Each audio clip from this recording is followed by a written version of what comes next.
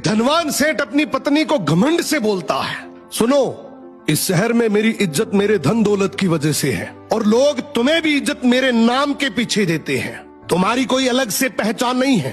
पत्नी बोली, सुनो सेठ जी, घर की लक्ष्मी अगर चाहे तो 1 सेकंड में घर की इज्जत मिट्टी में मिला सकती है और चाहे तो आसमान तक पहुंचा सकती है। आपकी इज्जत मेरे हाथों में है। सेठ हंसकर बोला, तो फिर मौका आने पर दिखा देना। अब शाम को सेठ के घर एक महफिल जमी। मित्र, रिश्तेदार, जान पहचान वाले लोग हंसी ठिठोली कर रहे थे। तभी अचानक सेठ का सबसे छोटा बेटा जोर जोर से रोने लगा। सेठ ऊंची आवाज से बोला, ये बच्चा क्यों रो रहा है? पत्नी बोली, आपका बेटा बार बार खिचड़ी मांग रहा है, जबकि अभी थोड़ी देर पहले इसने भर पेट खाया है। घर में बाकी लोगों का भी तो सोचना है, सब कुछ इसे ही कैसे दे दूं? ये सुनते ही महफिल में सन्नाटा छा गया। लोग आपस में बात करने लगे कि इतना बड़ा सेठ और घर में खिचड़ी का झगड़ा। सेठ का चेहरा लाल पड़ गया, उसकी इज्जत वहीं धूल में मिल गई। रात को सेठ अपनी पत्नी के पास गया और बोला, ठीक है, मान गया, आज तुमने मेरी इज्जत सबके सामने गिरा दी, अब इसे वापस लाकर दिखाओ।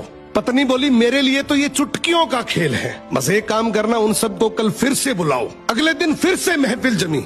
हंसी मजाक चल ही रही थी कि बच्चा फिर से रो पड़ा।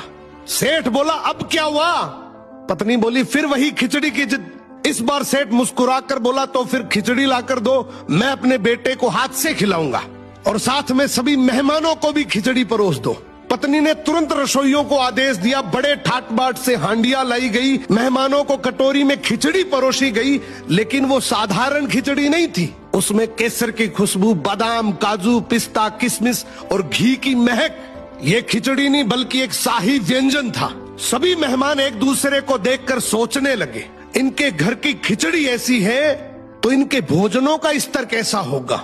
सेठ के घर की रहीसी की चर्चा पूरे शहर में फैल गई। सेठ अपनी पत्नी के सामने हाथ जोड़कर बोला, मान गया, घर की औरत चाहे तो इज्जत बना भी सकती है और बिगाड़ भी। तो घर की इज्जत पति और पत्नी मिलकर बनाते हैं।